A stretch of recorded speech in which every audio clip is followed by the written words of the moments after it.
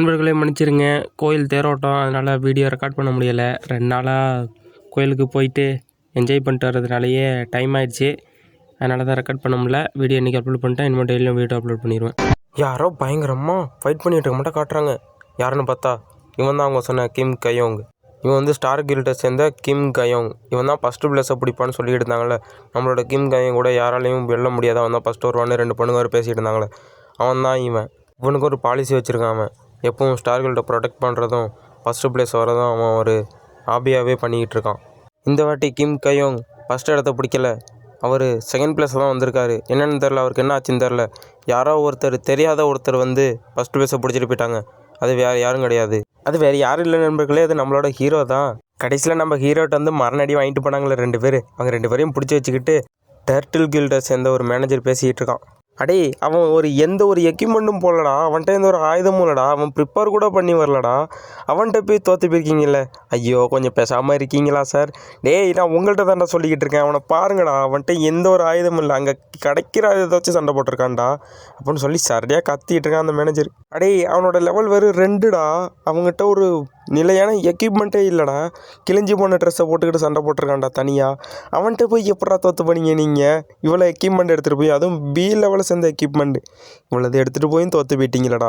உங்களை என்ன சொல்கிறது சார்? தெரியாமல் செஞ்சுட்டேன் சார். என்னடா தெரியாமல் செஞ்சீங்க?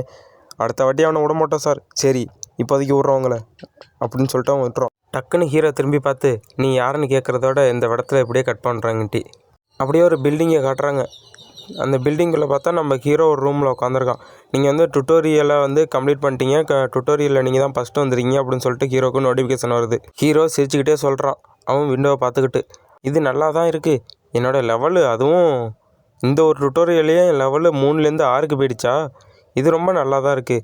ஹீரோவுக்கு இன்னொரு நோட்டிஃபிகேஷன் வருது. நீங்கள் டுட்டோரியலில் ஃபஸ்ட்டு பிளேஸை பிடிச்சதுக்கு உங்களுக்கு ரிவார்டு கிடச்சிருக்கு. அந்த ரிவார்டு இப்போ உங்களுக்கு அனுப்பப்படுது அப்படின்னு சொல்லிட்டு ஹீரோவுக்கு ஒரு நோட்டிஃபிகேஷன் வருது. ஹீரோ பார்த்து சிரிக்கிறான். இன்னொரு 3 பொண்ணினாலும் என்னோட மார்ஷியல் பவரை நான் இன்க்ரீஸ் பண்ணணும் அப்படின்னு சொல்லிட்டு ஹீரோ இன்க்ரீஸ் பண்ணிகிட்டு இருக்கான். 6ல் இருந்ததை 9 கொண்டு போய் தான் ஹீரோ. ரொம்ப சந்தோஷமாக இருக்கான். இப்போ யாராலையும் எனக்கு தடுக்க முடியாது அப்படின்னு சொல்லிட்டு, ஓஹோ, நம்மளுக்கு செப்பரேட்டாக ரிசல்ட் அனுப்பிட்டு மொத்த ரிசல்ட் தனியாக அனுப்புகிறாங்களா அப்படின்னு ஹீரோ யோசிக்கிறான். என்னோட மார்ஷியல் பவர் அதிகரிச்சதுனால உங்களோட மார்ஷியல் பவர் 69% அதிகரிச்சுக்குன்னு ஹீரோக்கு ஒரு மெசேஜ் வருது. ஹீரோ அதுவும் பார்க்குறான். பார்த்துட்டு இது என்ன விண்டோ அப்படின்னு பார்க்குறான் ஹீரோ. நான் இந்த டுட்டோரியலில் ஃபஸ்ட்டு பிளேஸ் வந்ததுக்கு எனக்கு கான்கரர் த டுட்டோரியல்னு டைட்டில் கொடுத்துருக்காங்களா? இது என்ன டைட்டிலு? ஓ, இந்த டைட்டிலுக்கு ப்ரௌன்ஸ் லீக்கில் போனால் 20% எனக்கு எக்ஸ்பி பாயிண்ட் கிடைக்குமா? ஆனால் இந்த டைட்டில் ப்ரௌன்ஸ் லீக்கில் ஒன்றையும் தானே பயன்படும். பரவாயில்ல, இதுவும் நல்லா தான் இருக்குது. டைட்டில்லாம் கொடுக்குறாங்க அப்படின்னு ஹீரோ சொல்லிக்கிட்டு இருக்கான். இப்போ அடுத்து என்னோடய ஓவரால் பவர் எவ்வளோ அதிகரிச்சிருக்குன்னு பார்க்கணும் ஹீரோ சொல்லிக்கிட்டு இருக்கான். சொல்லிக்கிட்டே தன்னோட விண்டோவை திறந்து, என்னோட இப்போ பவர் எவ்வளோ அதிகரிச்சிருக்கும் அப்படின்னு ஹீரோ விண்டோவை பார்க்குறான். நேம் வந்து சாங்ஜியோன்னு போட்டிருக்கு. லெவல் 6. கான்கரர் த ப்ரௌன்ஸ் லீக்குன்னு ஒரு டைட்டில் கொடுத்துருக்காங்க. மார்ஷியல் பவர் 10க்கு போயிடுச்சு. காம்பேக்ட் பவர் 6க்கு போயிடுச்சு. ஹீரோ பார்த்துக்கிட்டு இருக்கான். ப்ரௌன்ஸ் லீக்லேயே மார்ஷியல் பவர் 10க்கு போயிடுச்சு.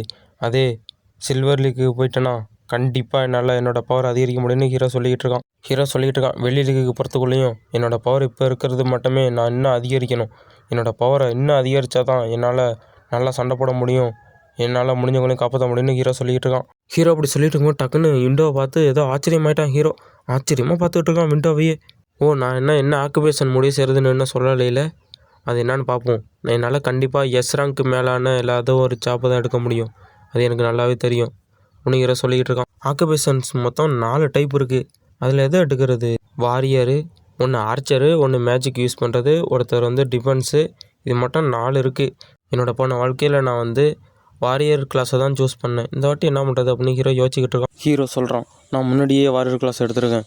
எனக்கு இது உதவியாக தான் இருக்கும். என்னால் ஈஸியாகவே எல்லாத்தையும் கற்றுக்க முடியும். ஆனால் என்னோடய இன்வென்டரி இருக்கிறதுனால இப்போ எனக்கு எதுவுமே கவலை கிடையாது. எதனாலனா என்னால் ஜாபை சூஸ் பண்ணிக்கவும் முடியும். நான் இப்போ எந்த கிளாஸை சூஸ் பண்ணாலும் வெறும் 10,000 பாண்டி தான் நான் அடுத்து வாரியர் கிளாஸுக்கு என்னால் மாறிக்க முடியும். இது எனக்கு கிடைச்ச லக்குன்னு நான் சொல்லுவேன் அப்படின்னு ஹீரோ சொல்லி சிரிச்சுக்கிட்டு இருக்கான். எனக்கு ரொம்ப அதிர்ஷ்டமாக தான் இருக்கும் போல். யாருமே அவங்களோட ஜாப்பை மாற்றிக்க முடியாது, ஆனால் என்னால் அது முடியும். இப்போ என்னோடய ஜாப் எதுன்னு தெரிஞ்சிருக்க வேண்டிய நேரம் இது. நம்ம ஹீரோ என்ன ஆக்குபேஷன் எடுத்துருக்கான்னு தெரியல, அடுத்து பார்ப்போம். இப்போ வந்து வேறு இடத்த காட்டுறாங்க. நிறையா 100 மான்ஸ்டர், அதுவும் ஜாம்பிஸ்லாம் நிறையா ஒரு இடத்துல குமிஞ்சிருக்கு. இங்கே தான் காட்டுறாங்க. இங்கே வந்து ஒரு ஆள் எட்டி பார்க்குறான். எல்லாருக்கும் ஒரு நோட்டிஃபிகேஷன் பார்ப்பாது. என்னென்னு பார்க்குறாங்க. ப்ரௌன்ஸ்லிக்கு உங்கள் எல்லாரையும் வரவேற்கிறோம். உங்களுக்கான மிஷின் என்னென்னா, இந்த ஒவ்வொரு கட்டிடத்துலேயும் ஒவ்வொரு கிறிஸ்டல் இருக்கும். அந்த கிறிஸ்டல் அழியோடாமல் பார்த்துக்கணும். நீங்கள் சர்வே பண்ணணும். இதுதான் உங்களுக்கான நெக்ஸ்ட்டு மிஷின். இதை சக்ஸஸ்ஃபுல்லாக முடிச்சிருங்க அப்படின்னு சொல்லிட்டு ஒரு நோட்டிஃபிகேஷன் எல்லாருக்கும் பார்ப்ப போகுது.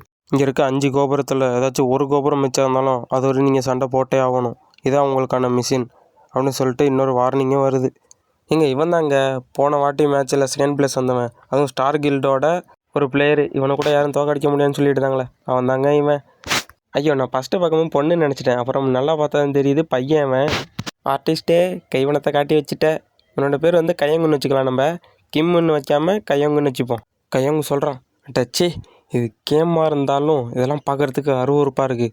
அதுவும் இந்த ஜாம்பிலாம் என்னால் நினச்சி கூட பார்க்க முடியல. இவ்வளோ அருவருப்பாக இருக்குது, இதுங்கெல்லாம் இவ்வளோ மோசமாக இருக்குது அப்படின்னு சொல்லிட்டு பேசிக்கிட்டு இருக்கான். டக்குன்னு பின்னாடி சமனிங் சர்க்கிள்லேருந்து நிறைய பேர் சமனாகி வந்துக்கிட்டு இருக்காங்க. ஓ, அவங்களாம் வந்துட்டாங்களா அப்படின்னு சொல்லிட்டு திரும்பி பார்க்குறான்.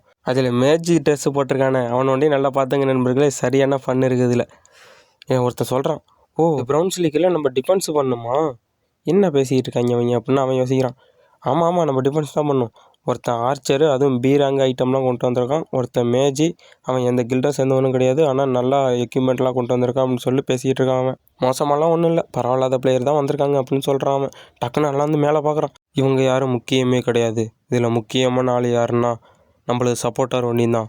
சப்போர்ட்டர் இருந்தால் தான் நம்ம நல்லா சண்டை போட முடியும் அப்படின்னு சொல்லிட்டு அவன் சொல்லிகிட்டு இருக்கான். பெரிய ஒளி வருது. ஒளியிலேருந்து யாரோ வெளில வராங்க. நண்பர்களே யாருன்னு பார்த்து இங்கே பார்க்கலாம். எல்லாம் மிரண்டு போகிறாங்க. மிரண்டு போய் சப்போர்ட்டரோட உதவி தான் நம்மளுக்கு ரொம்ப முக்கியம். அவங்க சப்போர்ட் பண்ணுறதுனால தான் நம்மளால் முன்னேறி போக முடியும் அப்படின்னு பேசிகிட்டு இருக்கும்போதே டக்குன்னு என்னது அப்படின்னு சொல்லிட்டு ஆச்சரியமாக பார்க்குறேன். யாருன்னு பார்த்தா நம்ம தலைவன் ஹீரோ தான் வந்திருக்காப்புல. இவ்வளோ மாசான என்ட்ரி. எல்லோரும் வாயை பிளந்து பார்த்துக்கிட்டு இருக்காங்க. என்னாச்சு, என்ன ஏன்டா இப்படி பார்த்துக்கிட்டீங்க அப்படின்னு சொல்லி ஹீரோ கேட்குறான். அடே என்னடா இப்படி வந்து இறங்குறேன், நாங்கள் பொறுமையாக தானே வந்தோம் அப்படின்னு இன்னொருத்த சொல்லிகிட்டு இருக்கான். நம்ம ஹீரோட நேம் சாங்ஜியன் 27 சப்போர்ட்டர்னு வந்திருக்கு. ஓ, இவன் தான் சப்போர்ட்டரா அப்படின்னு எல்லாம் பார்த்துக்கிட்டு இருக்காங்க. சப்போர்ட்டர்னு எந்த ஒரு எக்யூப்மெண்ட்டுமே போடாமல் வந்திருக்கா அப்படின்னு எல்லாம் பார்க்குறாங்க. ஹீரோ இங்கே வரதுக்கு முன்னாடி என்ன நினச்சுன்னு பார்க்குறாங்க. வார்னிங், நீங்கள் சப்போர்ட் கேரக்டர் எடுத்துறீங்க. இது உங்களோட அடுத்த கேரக்டரோட சப்போர்ட் ஆகலை. அதனால நீங்கள் வேறு ஏதாச்சும் மாற்றி எடுக்கிறீங்களா, இல்லை எதாவது நீங்கள் உறுதியாக இருக்கீங்களா அப்படின்னு ஒரு நோட்டிஃபிகேஷன் வருது. ஹீரோ, அதெல்லாம் எதுவும் தேவையில்ல, நான் இதே எடுத்துக்கிறேன் அப்படின்னு சொல்லிட்டு ஸ்டார்ட்டுங்கிற பட்டனை அமுக்குறான். ஹீரோ நினச்சிக்கிறான், நம்ம சப்போர்ட்டிங் கேரக்டர் எடுத்தது நல்லது தான். கண்டிப்பாக இது வந்து எனக்கு ஒத்து வராதுன்னு தான் இந்த சிஸ்டம் சொல்லுது. ஆனால் பரவாயில்ல, எனக்கு இதுதான் வேணும் அப்படின்னு சொல்லிட்டு ஹீரோ அதை எடுத்துக்கிறோம். உங்களோட ஆக்குபேஷன் சப்போர்ட்டிங் கேரக்டர்னு வந்துருச்சு ஹீரோவுக்கு. நீங்கள் சப்போர்ட்டிங் கேரக்டர் எடுத்தால் நீங்கள் ஒரு டிவைன் பவர் உங்களுக்கு ஆப்டைன் ஆகும். ஆனால் அந்த டிவைன் பவர் எளிதில் கிடச்சிடாது. நீங்கள் எவ்வளோ தான் கஷ்டப்பட்டு நீங்கள் முயற்சி செஞ்சாலும் அந்த டிவைன் பவர் உங்களுக்கு எளிதில் கிடச்சிடாது. உங்களோட மொத்த பாயிண்ட்டையும் அது கொடுத்தா ஒன்றே தான் அது கிடைக்கும். ஆனால் நான் அப்படி செய்கிறதுக்கு எனக்கு வழி இல்லை அப்படின்னு ஹீரோ யோசிச்சுக்கிட்டு இருக்கான். மொத்த ஸ்கில் பாயிண்ட்டு இதுக்கே கொடுத்துட்டு என்னோடய மற்ற ஸ்டாட்ஸ் எல்லாம் அதிகரிக்காமல் அப்படியே இருந்து போயிடும். அதனால எனக்கு வேறு வழி தெரியும் அப்படின்னு ஹீரோ சொல்லிக்கிட்டு இருக்கான். ஹீரோ சொல்கிறான், நான் வச்சுருக்கிறது நேம்லெஸ் டிவைன் ஆர்ட். இதை வச்சு என்னால் நிறையாவே கற்றுக்க முடியும். ஆனால் இந்த விலை மதிப்பு இல்லாத எக்ஸ்பீரியன்ஸ் பாயிண்ட்லாம் இதுக்கு வீணாக்கணும்னு எனக்கு ஒன்றும் தேவையில்லை. ஆனால் இதுக்கு எனக்கு வேறு வழி தெரியும். அது எப்படி செய்கிறதுன்னு நான் கண்டுபிடிச்சிட்டேன் அப்படின்னு சொல்லிட்டு ஹீரோ சிரிக்க ஆரம்பிக்கிறான். அப்படியே இப்போ ப்ரெசென்ட்டுக்கு வராங்க. வேண்டாம், என்ன அது நீங்கள் தான் உண்மையிலேயே ஆதரவாளரா? ஆமாம், அதுக்கு என்ன இப்போ நான் தான் ஆதரவாளர் அப்படின்னு ஹீரோ சொல்கிறான். ஐயோ, எனக்கு அப்பயே தெரியும், உன்னை மட்டும் ஒரு முட்டாளெலாம் ஆதரவாளர் இருக்க முடியாது. உன்கிட்ட காசு இருக்கா இல்லையா, உன்னோட எக்யூப்மெண்ட்டை பாரு, உன்னோட ட்ரெஸ்ஸை பாரு, மோசமான ட்ரெஸ் எல்லாம் போட்டுக்கிட்டு நீ ஒரு ஆதரவாளர்னு சொல்கிறேன்னு சொல்லிட்டு ஒருத்தன் சிரிச்சுக்கிட்டு இருக்கான். டேய், நீ என்னாச்சும் பேசிட்டு கூட அப்படின்னு சொல்லிட்டு ஹீரோ அமைதியாக இருக்கான். அவன் சொல்கிறான், டேய் உன்னை மட்டும் பிச்சைக்காரனுக்காடா நான் இங்கே வந்து நிலை ஏற்றுறதுக்கு நான் இங்கே வந்திருக்கேன். அதனால தான்டா நான் அந்த டுட்டோரியல் கேம்லாம் சேர்ந்துக்கிறதே இல்லை.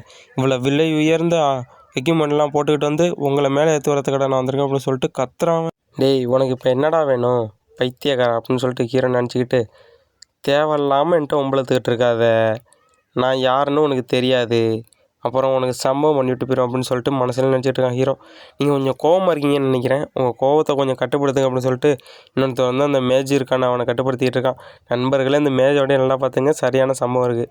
டேய், அவனை பார்த்துட்டு உன்னால் இப்படி சொல்ல முடியுமாடா, அவன் என்ன எக்யூப்மெண்ட் போட்டிருக்கான் மாறா, ஒன்றுமே போட்டு வரலடா, இப்படி போட்டவனை வச்சுக்கு நம்ம எப்படா இதை கிளியர் பண்ணுறது அப்படின்னு சொல்லிட்டு கத்துறான். நண்பர்களே, அவனை பார்த்தா பொண்ணா பையனானே தெரியல நண்பர்களே, கோச்சிக்காதீங்க, பின்னாடி தெரிய வரும், அப்புறம் பார்த்துக்கலாம். சார் கொஞ்சம் அமைதியாக இருங்களேன், எதுக்கு இப்படி கத்துறீங்க அப்படின்னு சொல்லிட்டு அமைதிப்படுத்திட்டு இருக்கான் அவனை. அடாச்சே, இவங்களை மட்டும் பைத்தியக்காரங்களோட நான் வந்து சேர வேண்டியதாக போயிடுச்சே.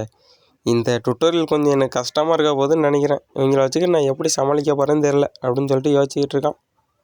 அப்படின்னு சொல்லிட்டு இருக்கும்போது பக்கத்தில் ஏதோ சத்தம் கேட்குது. என்னென்னு பார்த்தா நம்ம ஹீரோ அந்த சட்டையை பிடிச்சி தூக்கி வச்சுருக்கான். டேய் என்னை விட்றா, டேய் முட்டா வேலை, முதல்ல என்னை விட்றா, ஒழுங்கு மரியாதை என்னை விட்டுறா, என்னை ரிலீஸ் பண்ணுறா அப்படின்னு சொல்லிட்டு கத்திக்கிட்டு இருக்கான் அவன். அவன் கேட்குறான், டேய் என்னடா பண்ண போகிற, கொஞ்சம் நேரம் நிறுத்துறா, கொஞ்சம் பொறுமையாக இரு அப்படின்னு சொல்லிட்டு அவன் கத்துறான். அவன் ஹீரோ சொல்கிறான், உன்னை விடணும் தானே, விட்டுறேன்டா அப்படின்னு சொல்லிட்டு டக்குன்னு கீழே விட்றான். டேய் முடிச்சு விட்டான்டா ஜாலியாதுங்கிற மாட்டோம் கீழே தூக்கிப்பட்டான். அவனை கீழே இருக்க ஜாம்பி அது மேலே போய் உழுவ போகிறான். அவன் கத்திக்கிட்டே போகிறான். டேய் இவனை சும்மா விட மாட்டேன்டா அப்படின்னு சொல்லிட்டு கத்துறான். காப்பாற்றுங்க, கீழே மனுஷெல்லாம் கத்துது. டேய் என்னை பார்த்தா நான் உனக்கு பைத்தியக்கார மாட்டேன் தெரியுதே, உன்னை இதுக்கு மேலே நான் சும்மா விட மாட்டேன்டா, நீ இல்லாமலே இந்த டுட்டோரியல் நான் கிளியர் பண்ணிப்பேன்டா, நீ இல்லாமல் இருக்கிறதே நன்றிடா. டேய் எப்படிடா டக்குன்னு தூக்கி போட்டான் அவனை. ஆமாம், அவன் இல்லாமலே இந்த டுட்டோரியல் நான் கிளியர் பண்ணிக்கிறேன் அப்படின்னு சொல்லிட்டு ஹீரோ மாசால எல்லாம் பேசுகிறான். வாங்க நண்பர்களே, இதோட இந்த எபிசோட் முடிஞ்சிச்சு. நெக்ஸ்ட் எபிசோடில் மீட் பண்ணலாம். 2 நாளாக திருவிழாங்கிறதுனால கொஞ்சம் என்ஜாய் பண்ணிட்டேன், அதனால் வீடியோ ரெக்கார்ட் பண்ண முடியலை, கோச்சிக்காதீங்க. நெக்ஸ்ட்டு கண்டிப்பாக வீடியோ அப்லோட் பண்ணிடுவேன்.